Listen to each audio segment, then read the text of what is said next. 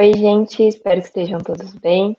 Eu sou a Luísa e, em conjunto com a Keila, nós criamos uma aula sobre cromossomos sexuais e herança genética, que vai ser dividida em duas partes para vocês. Então, para introduzir o assunto, a gente tem que, na maioria das espécies de animais, vão existir indivíduos com genes que determinam a produção de gametas masculinos e indivíduos com genes que determinam a produção de gametas femininos. Essas espécies, elas são chamadas de dioicas, pois elas possuem duas casas, uma que abriga o feminino e a outra que abriga o masculino. Existem outros tipos de espécies que têm apenas uma casa, então o único indivíduo vai produzir gametas femininos e gametas masculinos. Essas são chamadas de espécies monóicas. Na foto, a gente tem uma minhoca, que ela tem o sistema reprodutor feminino e masculino, então ela é chamada de hermafrodita, e ela vai fazer reprodução cruzada. Então, precisam de dois indivíduos para ter a troca de espermatozoides, mesmo que seja um indivíduo hermafrodita. Aqui, para introduzir os cromossomos, nós sabemos que os humanos têm 23 pares de cromossomos, sendo que o último par é denominado como cromossomo sexual. Os outros pares de cromossomos são chamados de autossomos. A determinação cromossômica do sexo, ela é conhecida como sistema XY, então ela vai acontecer em humanos, alguns peixes e algumas plantas. Na foto, a gente consegue ver um cariótipo, que é a representação do conjunto de cromossomos de um indivíduo.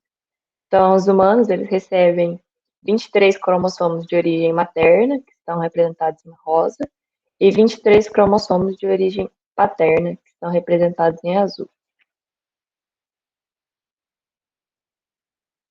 Então, existem outros tipos de sistemas de determinação do sexo, como nos gafanhotos, que eles apresentam um sistema X0.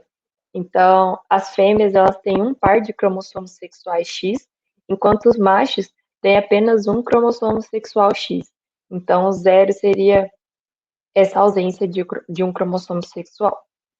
Também existe o sistema ZW, no qual uma das espécies que apresenta esse sistema é o dragão de Komodo. Então, nele, as fêmeas vão apresentar o cromossomo sexual Z e W, enquanto os machos têm apenas um par de cromossomos Z. Então, como que os cromossomos sexuais vão fazer a determinação do sexo?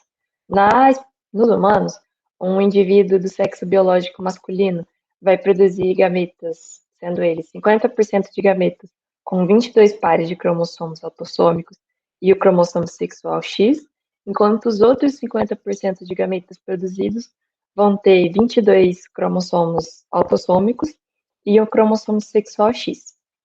Enquanto o indivíduo do sexo biológico feminino vai apresentar sempre 22 cromossomos autossômicos e um cromossomo sexual X.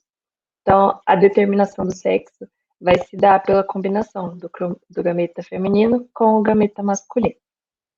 Já no sistema X0, que é o dos gafanhotos, a gafanhota fêmea vai sempre produzir gametas com 11 cromossomos autossômicos e o cromossomo sexual X, enquanto o gafanhoto macho vai produzir 50% de cromossomos, 50% de gametas, desculpa, com um cromossomo sexual X e 11 cromossomos autossômicos, enquanto os outros 50% de gametas não vão ter o cromossomo sexual X, tendo apenas 11 cromossomos autossômicos.